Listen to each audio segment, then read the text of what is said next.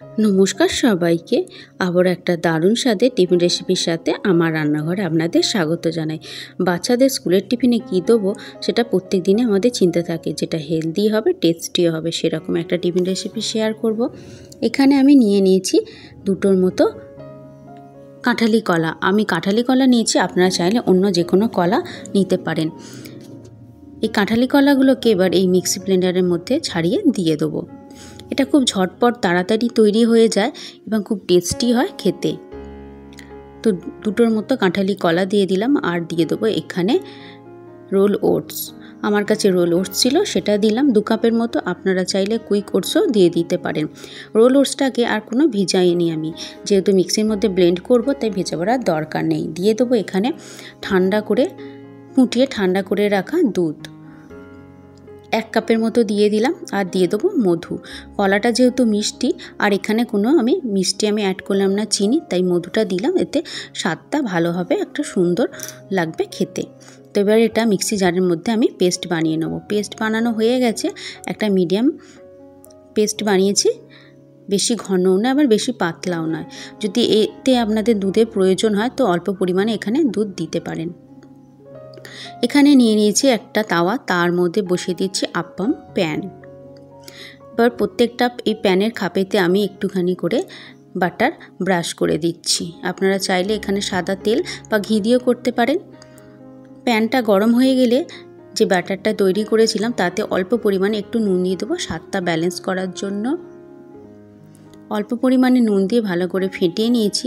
নিয়ে এবার প্রত্যেকটা প্যানের এই খাপেতে দিয়ে দেবো।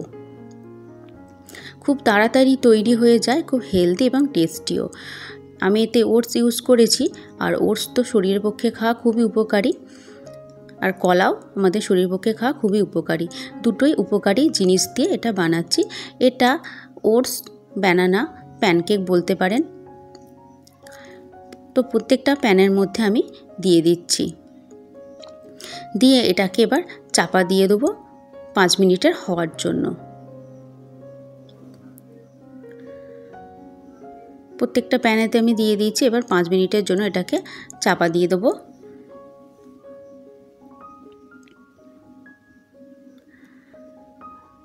5 মিনিট পর আমি এটাকে চাপাটা খুলবো। নিচের দিকটা একটু হয়ে গেছে। এবারে এতে দিয়ে দেবো এবার চকলেট চোকো চিপস, বাচ্চাদের কাছে আরও ইন্টারেস্টিং করার জন্য। তো চকলেট চোকো চিপস আমি দিয়ে দিচ্ছি। চকলেট তো বাচ্চারা খেতে পছন্দ করেই, তো এটা দেখে আরও তাদের কাছে ইন্টারেস্ট লাগবে। তো নিচের দিকটা হয়ে গেছে কিনা সেটা একটু উল্টে দেখবো। এটা হয়ে গেছে। আপনারা চাইলে এটাকে উল্টেও পেছন দিকটা করে নিতে পারেন, কিন্তু চকলেটটা উল্টে দিলে চকলেটটা গলে যেতে পারে, ম্যাশ হয়ে যেতে পারে, তাই আমি একে উল্টাইনি। এই অবস্থাতেই আরও কিছুক্ষণ রেখে দেবো ভালো করে হওয়ার জন্য। এবার দেখব হয়েছে কিনা। ভালো মতো হয়ে গেছে, তাই প্রত্যেকটা আমি চেক করে দেখছি হয়েছে কিনা। নিচের দিকটা হয়ে গেছে, তো উপর দিকটা আরেকটু হবে, তাই আরেকটু রেখে দিলাম। প্রত্যেকটা আমি চেক করে নিচ্ছি এইভাবে হয়েছে কিনা। তো উল্টে পাল্টে এইভাবে আমি এটাকে করে নেব, আরও কিছুক্ষণ রেখে দেবো। খুব তাড়াতাড়ি হয়ে যায়, বেশিক্ষণ সময় লাগে না, আর এটা বাচ্চাদের কাছে খুব ইন্টারেস্টিং লাগে।